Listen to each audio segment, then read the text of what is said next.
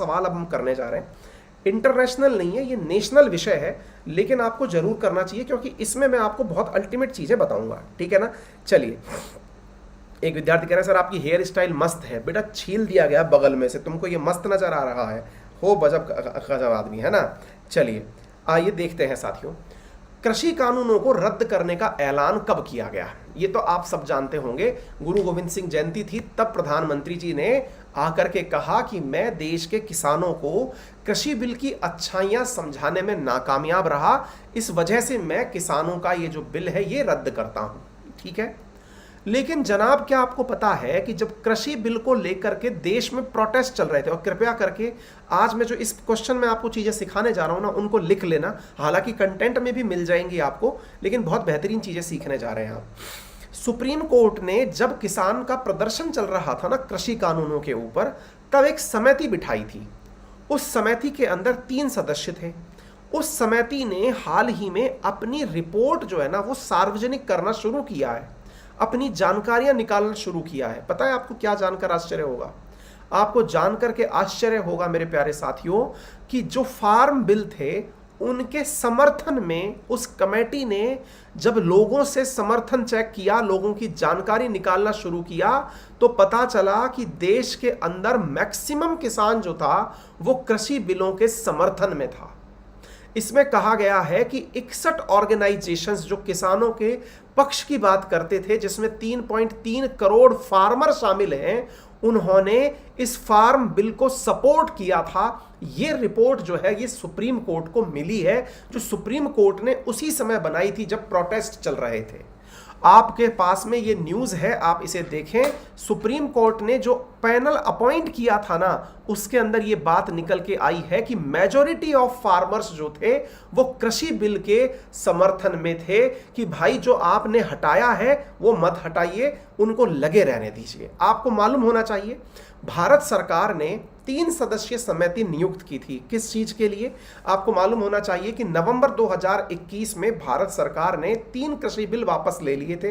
कौन कौन से कृषि बिल थे ये मैंने आपके सामने नाम लिख दिए। आप लोग पहले भी इनका नाम काफी बार याद कर चुके हैं, तो फिलहाल मेरा मकसद ना तो इनकी अच्छाई और बुराई याद कराना है और ना ही ये बताना है कि कौन कौन से बिल थे। इतना याद कर लीजिए कि 3 कृषि बिल थे, और उन 3 कृषि बिलों को लेकर के ये न्यूज पढ़िए, देखिए आपको दिख जाए। 3 सदस्यीय समिति का गठन किया गया था, ठीक है ना। इस बिल के अंदर क्या अच्छाइयां थी, क्या बुराइयां थी, ये सब मैंने लिखित में दे दिया है, पढ़ लेना, ये बार बार मैं नहीं बताऊंगा। जनवरी 2021 में जब कमेटी बनाई गई थी तो उसके अंदर 3 लोग थे। कौन कौन से थे?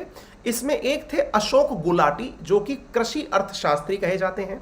शेतकारी संगठनों से जुड़े हुए अनिल धनवत और प्रमोद कुमार जोशी, ये 3 लोग इसमें शामिल थे। अशोक गुलाटी, अनिल धनवत और प्रमोद कुमार जोशी।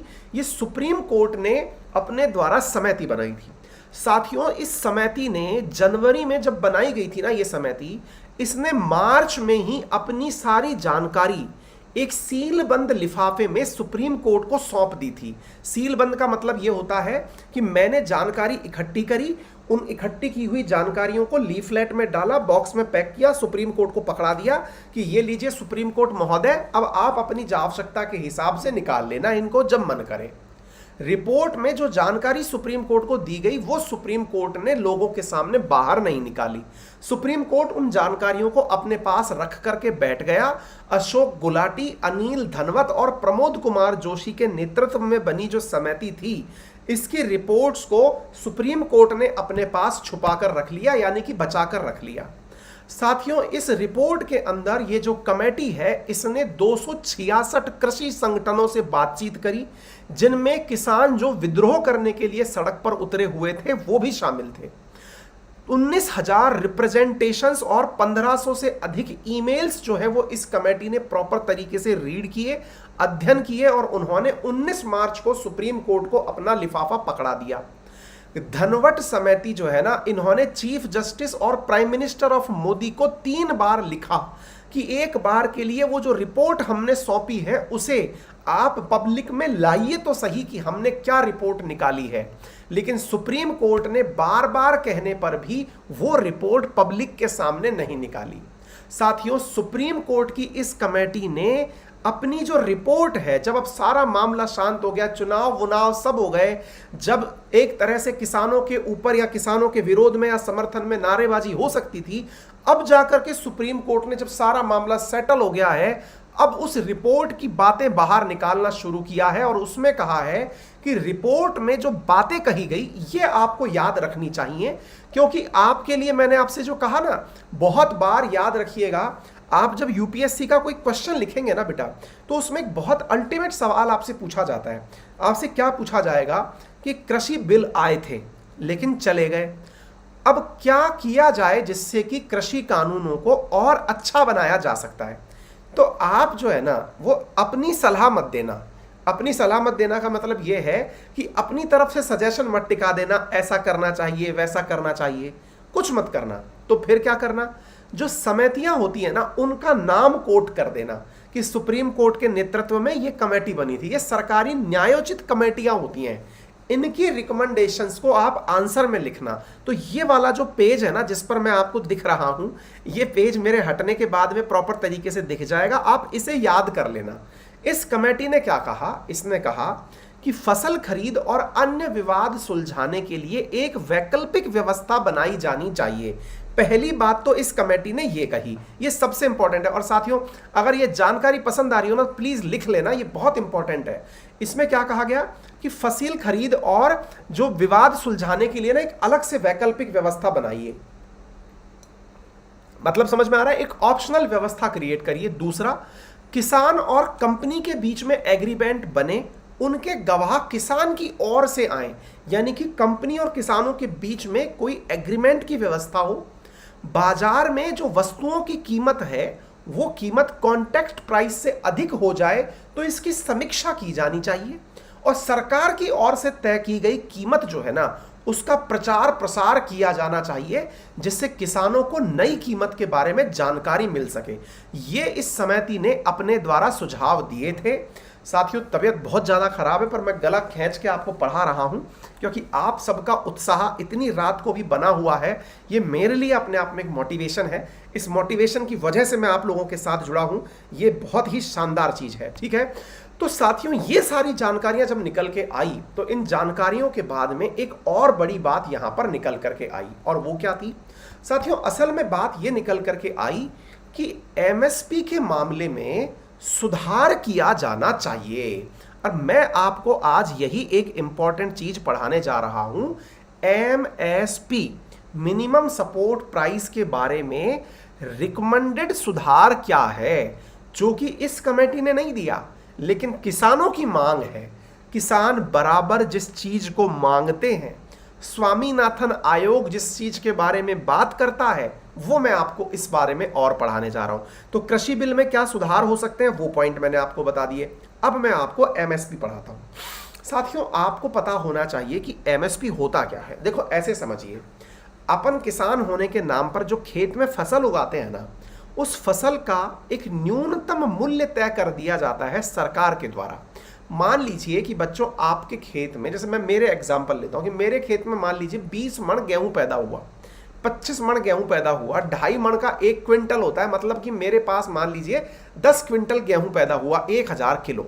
ठीक है, अब 1000 किलो गेहूं पैदा हुआ, अब मैं इस गेहूं को मंडी में बेचने गया, मुझे अचानक साहूकार कहता है कि आपका 1000 किलो गेहूं जो है मैं तो 10 रुपए किलो खरीदूंगा। मैंने कहा भले आदमी, इसको पैदा करने में तो 15 रुपए किलो का खर्चा आया है यार, अब तुम जो हो वो 10 रुपए किलो खरीदोगे, क्यों भाई? तो साहूकार बोलता है कि देख नहीं रहे हो मंडी में इतने सारे ट्रैक्टर आए हुए हैं, मैं तो उनसे खरीद लूंगा, तुमको खरीदना है तो खरीदो नहीं तो घर जाओ। ऐसी स्थिति में सरकार जो है ना वो क्या करती है मेरे प्यारे साथियों, देश भर के अंदर कुल 23 फसलें ऐसी हैं जिनके ऊपर सरकार जो है वो अपने हिसाब से एमएसपी का निर्धारण करती है। कितनी फसलें? ये पेपर में पूछा जाने वाला सवाल है बेटा, है ना। 23 फसलें ऐसी हैं जिनमें किसान सरकार कहती है कि सुनो, साहूकार अपनी मर्जी से रेट डिसाइड नहीं करेगा, हम डिसाइड करेंगे कि इतने में तो खरीदना ही पड़ेगा, मिनिमम इतना तो खरीदना ही पड़ेगा। अब आप पूछेंगे सर एक बात बताओ, मिनिमम कितना होता है? मैंने कहा अभी हाल मैंने क्या बोला, मुझे 15 रुपए किलो पैदा करने में खर्चा आया, अब सरकार कितने में खरीदे? अब मान लो सरकार इसको 15 रुपए में ही खरीद लेगी तो फिर मैंने किसके लिए पैदा किया, मेरे पास तो कुछ मिला ही नहीं। ऐसी स्थिति में जो कमेटी थी ना, स्वामीनाथन कमेटी, उसने कहा कि इसका 1.5 गुना, देखिए कमेटी ने तो 2 गुना कहा था, लेकिन सरकार जो है वो उसको 1.5 गुना लेके चलती है कि इसका 1.5 गुना यानी कम से कम 22.5 रुपए तो मिलने चाहिए किसान को। सरकार ने कहा ठीक है। सरकार की साथियों एक कमेटी होती है जिसका नाम होता है CACP कमेटी। उस CACP कमेटी की रिकमेंडेशंस के आधार पर, जिसका नाम होता है commission for agriculture cost and price, ये लिख लेना बेटा, बहुत इंपॉर्टेंट है कि MSP का निर्धारण कौन करता है। तो आंसर है एग्रीकल्चरल कॉस्ट एंड प्राइस को लेकर के जो कमीशन बना हुआ है ना CACP, वही निर्धारित करता है कि किस फसल की कितनी कीमत लगाई जाए। ठीक है, तो 23 फसलें ऐसी हैं जिनके ऊपर निर्धारण किया जाता है MSP का। ठीक है, आगे बात सुनिए साहब। अब एक बात बताइए कि सर एक बात बताओ, ये फसलों की कीमत निर्धारित कैसे करते हैं? ये पॉइंट बहुत इंपॉर्टेंट है। क्या साथियों, फसलों की कीमत निर्धारित की जाती है A2 प्लस FL और C2 फार्मूले से कैलकुलेट होती है MSP। लेकिन किसान चाहता है कि MSP जो है ना वो C2 प्लस FL फार्मूले से कैलकुलेट की जाए। दोबारा सुनिए, किसान क्या चाहता है, ये आंसर में लिख लेना बेटा, बहुतों को समझ में नहीं आएगा लेकिन मैं समझाऊंगा, आप चिंता मत करो। सरकार तो कहती है कि हम A2 प्लस FL के आधार पर कीमत देंगे, यानी इसके आधार पर हम MSP डिसाइड करेंगे, और किसान कहता है कि सर C2 प्लस FL के आधार पर डिसाइड कर लो। आप पूछेंगे ये क्या होता है, ये मैं बताता हूं। देखो बेटा क्या है, आज एक आप किसान है मान लीजिए, तो किसान के खेत जब खेती करने जाता है ना किसान, तो बेटा क्या होता है कि उसके घर वाले जो है ना वो भी खेती के अंदर काम करते हैं। किसान का पूरा परिवार लग जाता है उसमें, उनका बेटा, बाप, माँ, सब लोग अपने अपने हिस्से का काम कर रहे होते हैं, यानी कि फैमिली एज ए लेबर काम करती है। तो फैमिली एज ए लेबर काम करती है, तो विचार करिए कि अगर फैमिली ने लेबर की तरह काम किया और वो कहीं और काम करने जाते तो कुछ खर्चा करते या कुछ कमा के लाते, उस कीमत को जोड़ा जाता है जब MSP निकाला जाता है। A2 का मतलब क्या होता है? A2 का मतलब होता है कि जब किसान ने फसल को बोया, उसके बाद से लेकर के जब वो फसल को बेचने गया, इस बीच में उसका जितना भी खर्चा हुआ वो सारा की सारा जोड़ लो। तो जो किसान की फसल के ऊपर खर्चा आया, जो पूरी तरह से आया, और जो फैमिली का लेबर यानी कि उनकी कीमत भी जोड़ ली, उन दोनों को मिलाकर उसका 1.5 टाइम्स जो है ना वो सरकार MSP के रूप में, मिनिमम सपोर्ट प्राइस के रूप में देती है। लेकिन किसान क्या चाहता है? किसान चाहता है कि C2 प्लस FL दो। अब आप पूछेंगे ये साहब C2 प्लस FL क्या होता है?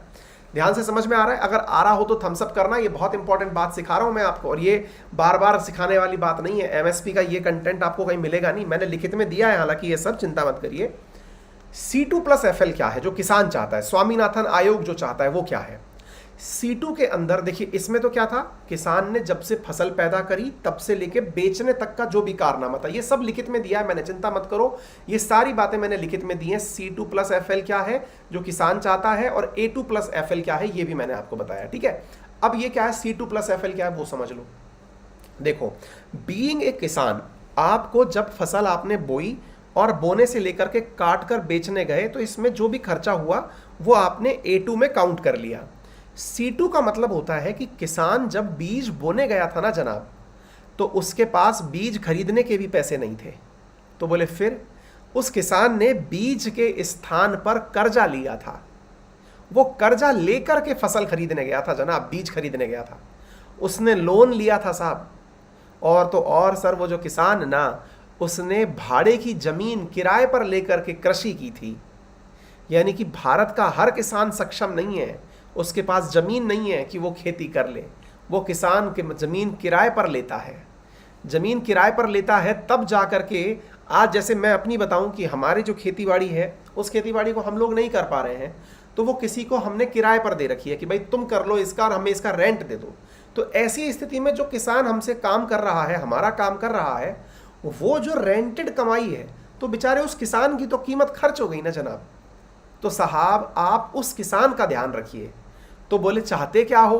बोले हम चाहते हैं कि उस किसान ने जो कर्जा लिया, जो ब्याज दिया, उस पैसे को भी आप जोड़ो और जोड़कर उसमें उसकी फैमिली के साथ जो कमाई हुई है वो जोड़िए, और जोड़ करके अल्टीमेटली जो है ना उसका आप 1.5 टाइम दीजिए, तब जाकर एमएसपी का निर्धारण होगा। यदि आपको ये बात बेहतरीन तरीके से समझ में आ गई है ना, तो वीडियो को इसी बात पे शेयर कर दो, लाइक कर दो, जो मन में आए कर दो, क्योंकि मैंने आपको एक बहुत अल्टीमेट बात सिखाई है, इसको आप कहीं पर भी काम में ले सकते हैं। एमएसपी बता दिया मैंने, 23 फसलों पर होता है। CACP इसका निर्धारण करता है, कौन से फार्मूले से होता है, तो मैंने C2 + FL × 50% यानी 1.5 गुना समझा दिया है, और मैंने आपको A2 + FL का भी मतलब समझा दिया है। किसान क्या चाहता है? किसान चाहता है C2 + FL हो जाए, यानी कि उसकी जितनी भी कॉस्ट आई है ना वो सारी जुड़ जाए। उम्मीद है आप लोगों को ये बात बेहतरीन तरीके से समझ में आ गई होगी। अगर ये आ गई हो तो बढ़िया, आनंद आ जाएगा। ठीक है बेटा, देखिए मैं अपनी तरफ से आपका RNA कंटिन्यू लेने की कोशिश कर रहा हूं। आप सब भी पेशेंस बना के रखें। कभी बाई चांस अगर आपका RNA ना हो पाए तो परेशान मत होना, क्योंकि मैं भी मेरी अपनी निजी व्यस्तताओं में कहीं ना कहीं ऐसा फंस जाता हूं कभी कभार। तो उस वजह से अपनी नाराजगी को बचा के रखना। दिल से मैं पूरा आप ही की तरह RNA से बना हूं, DNA से बना हुआ नहीं हूं। ठीक है ना, चिंता ना। सबसे इंपॉर्टेंट बात जो मेरे SSC के विद्यार्थी हैं वो ध्यान दें कि हमारी जो प्राइसेस है ना वो बढ़ने जा रही हैं। यदि आप मेरे साथ जुड़ करके पढ़ना चाहते हैं तो आप अनअकैडमी पर मेरा रेफरल कोड अंकित 10 यूज़ करके कोर्स ले सकते हैं और SSC कैटेगरी के अंदर बढ़ रहे प्राइसेस से बच सकते हैं। मैथ्स, रीजनिंग, इंग्लिश तमाम क्लासेस आपको एक ही सब्सक्रिप्शंस में प्राप्त हो सकती हैं। आइकॉनिक जो प्राइसेस हैं, यानी कि आइकॉनिक कोर्सेज जिसमें हम मेंटरशिप देते हैं, उसमें लोन फैसिलिटी भी अवेलेबल है। आप UPSC के सब्सक्रिप्शंस लोन फैसिलिटी के साथ भी यूज़ में ले सकते हैं। मेरा रेफरल कोड है अंकित 10, जिसका यूज़ करके आप अनअकैडमी पर 10% डिस्काउंट प्राप्त कर सकते हैं। फिलहाल के लिए इतना ही।